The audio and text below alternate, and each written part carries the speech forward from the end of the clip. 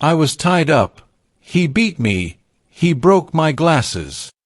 Those were the desperate words Verna Marie Richardson managed to gasp into a payphone just after midnight on July 8, 1990. She sounded terrified, her voice cracking with pain, pleading for help. And then, nothing. In that moment, a 48-year-old grandmother and mother of 10 vanished without a trace. A diabetic who needed insulin, partially paralyzed, reliant on life-saving dialysis, she disappeared in the only clothes she wore to bed, a floral nightgown and checkered robe. No one saw her again.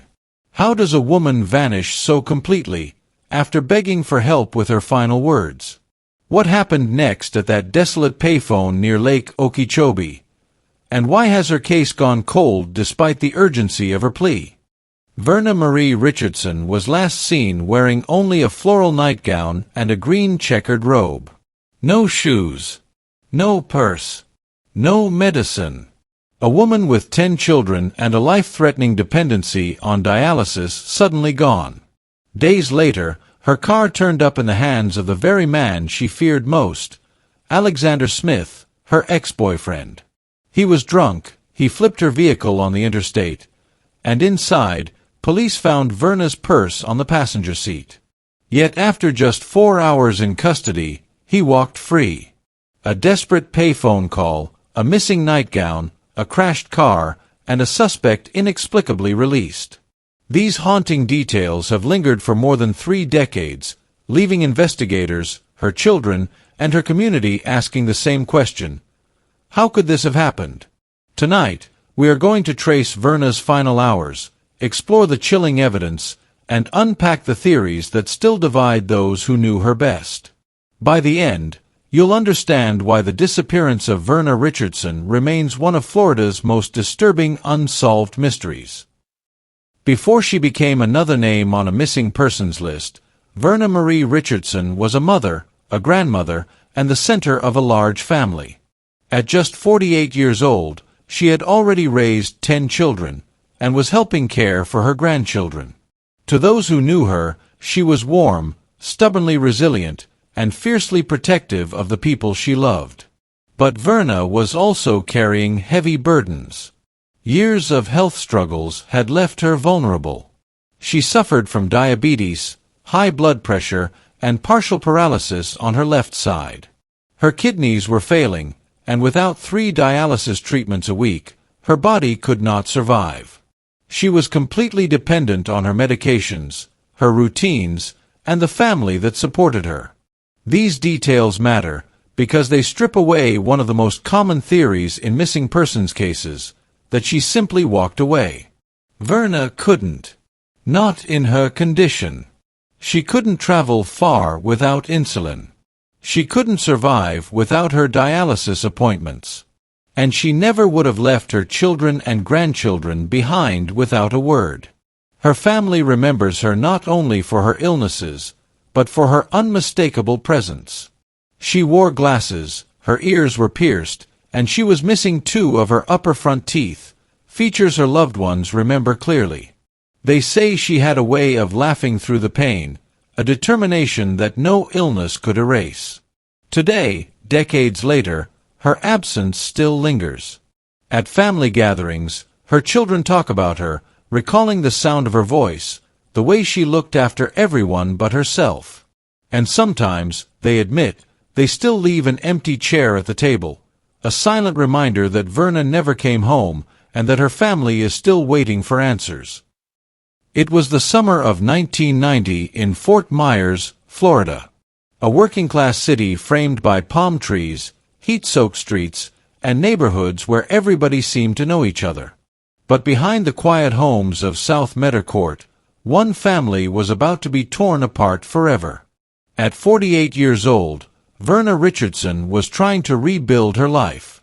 After a troubled relationship with a man named Alexander Smith, a relationship that had brought more pain than comfort, she had ended things with him earlier that year. Friends say she wanted to focus on her family, and even began reconciling with her estranged husband. For the first time in years, there was hope that stability might return. But Alexander Smith wasn't ready to let go. And on the night of July 7, 1990, he showed up at Verna's home on South Meadowcourt. Inside, Verna's 12-year-old granddaughter was visiting, watching quietly as tensions built. Verna asked her granddaughter to go into another room. Whatever was about to happen, she didn't want the child to see it.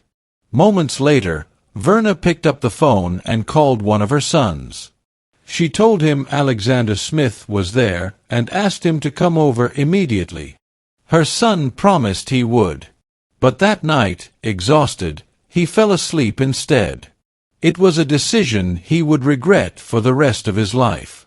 Because that night, sometime after that phone call, Verna Richardson walked out the door with Alexander Smith. She left her insulin behind. She left her home behind. And she left her family behind. It would be the last time any of her children ever saw her alive. The next morning, July 8, 1990, there was still no sign of Verna at her home in Fort Myers. Her family assumed she had gone somewhere with Alexander Smith, but they did not know the nightmare that was unfolding. At some point that day, Verna found a chance to reach out for help.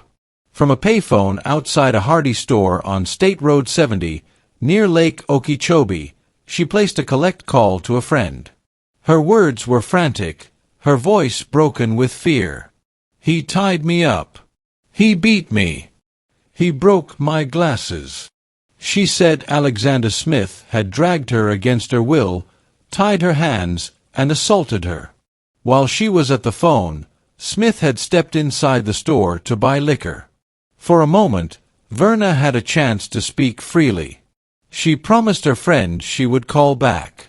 But the line went dead. Verna Richardson never called again. Witnesses later confirmed her presence. A store clerk remembered seeing her, a woman in her late 40s, wearing nothing but a nightgown. She looked battered, disheveled, out of place. For that brief moment, she was alive, standing in public, crying out for help. And then, she was gone. No one saw her leave the store. No one saw where she went.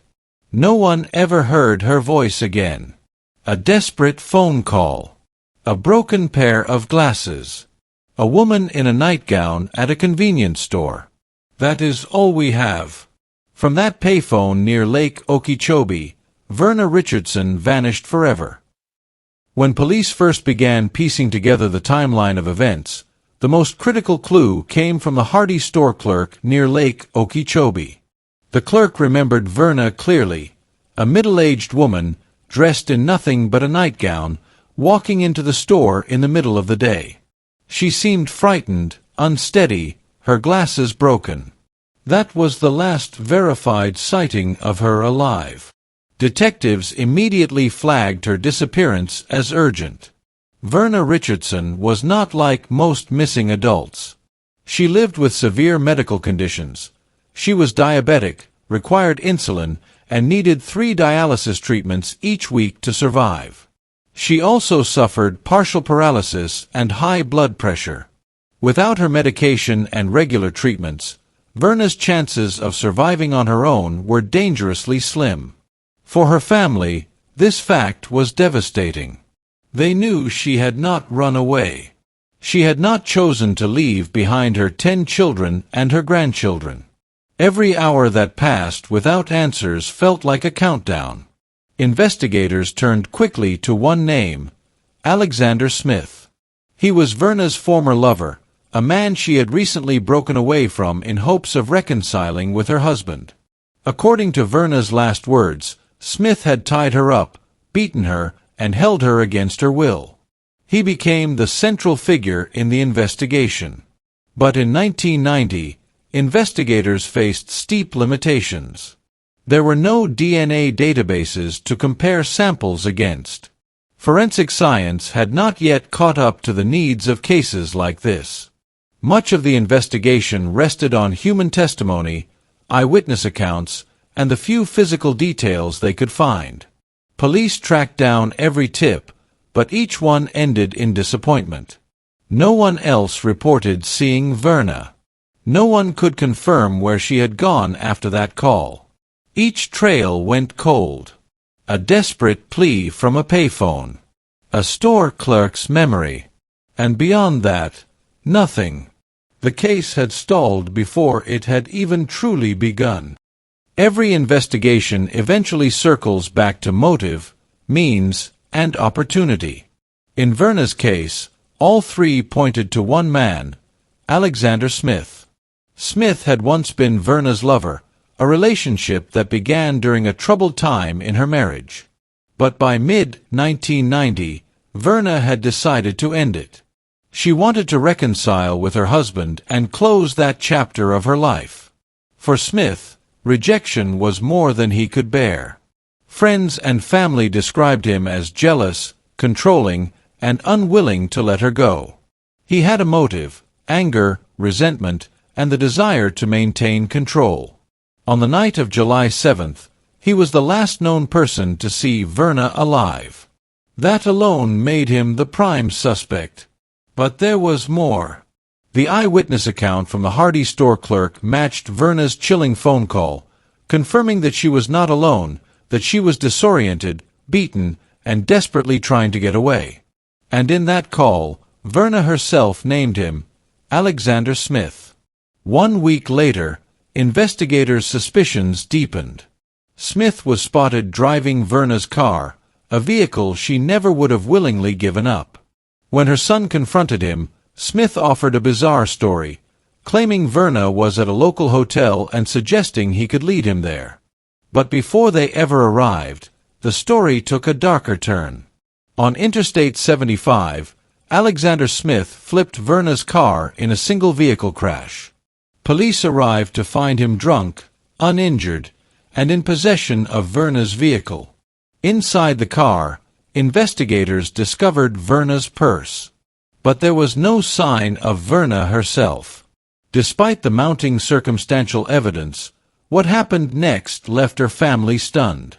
Smith was arrested, not for kidnapping, not for suspected foul play, but for drunk driving. He was held for just 4 hours, then released. He walked free. For investigators, this was the central problem. There was no body, no direct forensic evidence tying Smith to Verna's disappearance. In 1990, without physical proof, circumstantial evidence could only take a case so far. And while suspicion weighed heavily against Alexander Smith, the justice system could not hold him. Verna Richardson had vanished. The man she accused was free, and her children were left with nothing but questions. For Verna's family, the most shocking twist wasn't her disappearance. It was what happened after. Alexander Smith, the man Verna herself had named in her desperate phone call, the man found a week later behind the wheel of her car, walked free. Not once, not twice, but every time investigators came close to holding him accountable. Imagine it, her purse found on the passenger seat, her car flipped on the interstate, her body nowhere in sight. And yet, Smith was arrested only for drunk driving. After 4 short hours in custody, he was released. He simply walked out of the jail and disappeared into the night. For Verna's children, this was unthinkable. They had lost their mother, and now they watched as the only man linked to her disappearance faced no real consequences. Their anger wasn't just directed at Alexander Smith. It was also aimed squarely at the system. In 1990, domestic violence cases were often minimized, dismissed as family disputes or treated as private matters best left behind closed doors. Women's pleas for help, even when documented in police reports or captured in phone calls like Verna's, were too often brushed aside. Without a body, investigators said their hands were tied. But to Verna's children, the evidence was clear. They believed Alexander Smith had taken her. They believed police had failed her. And more than 30 years later, those wounds have never healed. To this day, her family is haunted by one question: how could a man walk free after a mother of 10 begged for her life? When Verna Richardson vanished, she left behind more than a mystery. She left behind 10 children, a family suddenly shattered. Overnight, birthdays became quieter, Christmas dinners hollowed by her absence, and grandchildren grew up knowing their grandmother only through faded photographs and family stories. The trauma echoed across generations, leaving wounds that time alone could not heal. For her children, the pain was sharpened by the lack of answers. They were forced to live with questions instead of closure. They knew their mother was diabetic, that she relied on dialysis 3 times a week, that she could not possibly survive without her medication. The idea that she had simply walked away was unthinkable. Today, Verna's disappearance is officially listed in the National Missing and Unidentified Persons System. Her file is still open, a digital reminder of a case that remains unresolved more than 3 decades later. Yet despite this official listing, the trail has gone cold. No confirmed sightings, no physical evidence, no justice. As for Alexander Smith, the man Verna named in her final phone call, his trail too has faded. After his brief brush with police following the car crash, he seemed to vanish into obscurity. His current whereabouts remain unclear. Some believe he may have changed his name, others think he may have simply lived out his life in the shadows, never facing a courtroom for Verna's disappearance.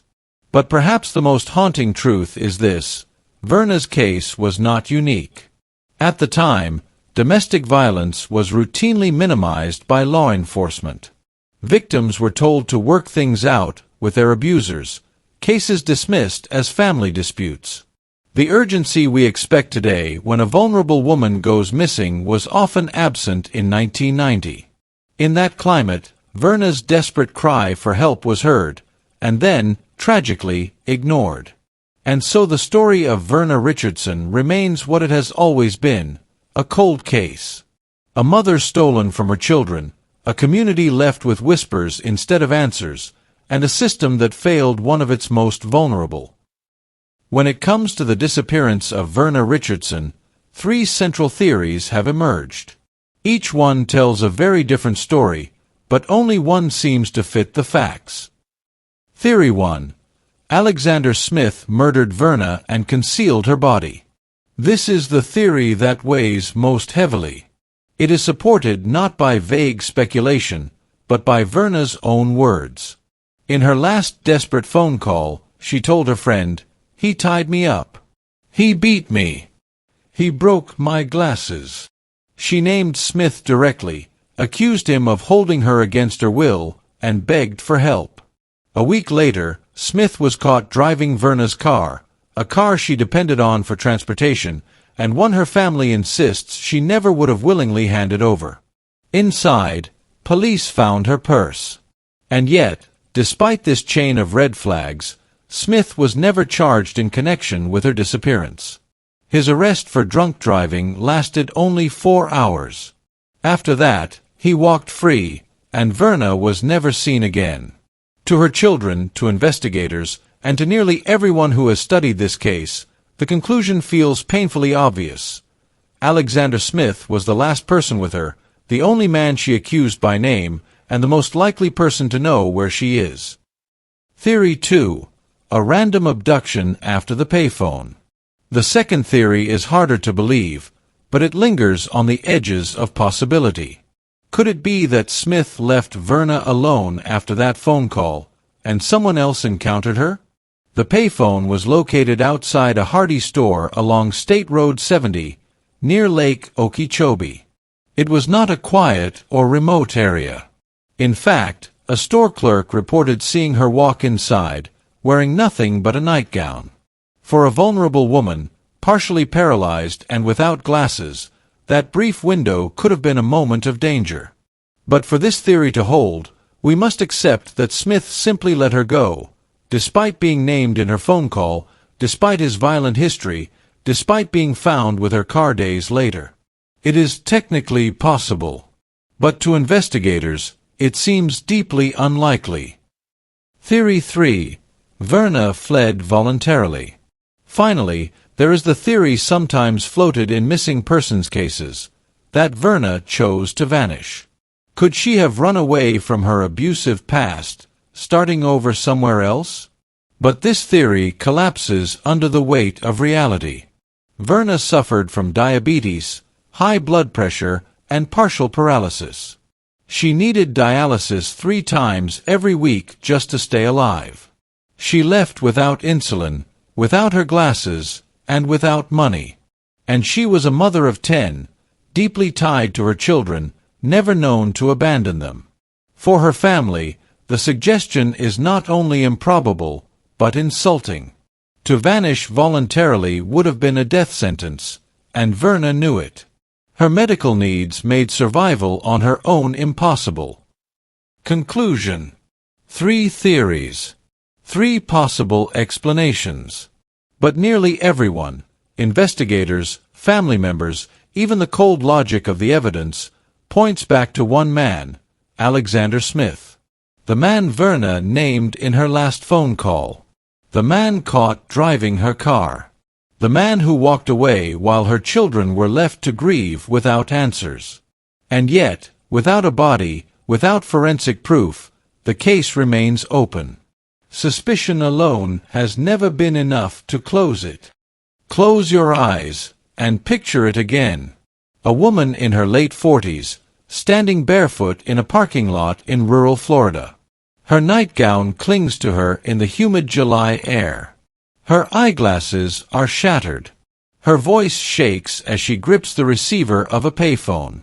He tied me up. He beat me. He broke my glasses. She pleads for help. And then, silence. That phone call was Verna Richardson's last known act in this world. Her final cry, her last chance, and it went unanswered. If the man she accused in that call didn't take her life, then who did? Where could she have gone? How can a woman with failing health, dependent on life-saving dialysis, vanish so completely? No trail. No answers. Just an endless silence. For more than 3 decades, Verna's 10 children have carried that silence. 10 lives shaped by unanswered questions, by an empty chair at holidays, by the knowledge that justice was never served. Each year that passes makes the mystery darker. Each day without answers deepens the wound. And so we are left with a chilling truth. A vulnerable woman begged for help, and then disappeared into the Florida night. To this day, no one knows where she is, or who is responsible. So, what do you believe? Did Alexander Smith get away with murder? Or is there another explanation investigators overlooked? Could Verna Richardson's disappearance hold a truth we still haven't uncovered? We want to hear your thoughts. Share your theories in the comments below. Every perspective adds to the search for answers. And if you believe stories like Verna's deserve to be told, remembered, and never forgotten, join us here.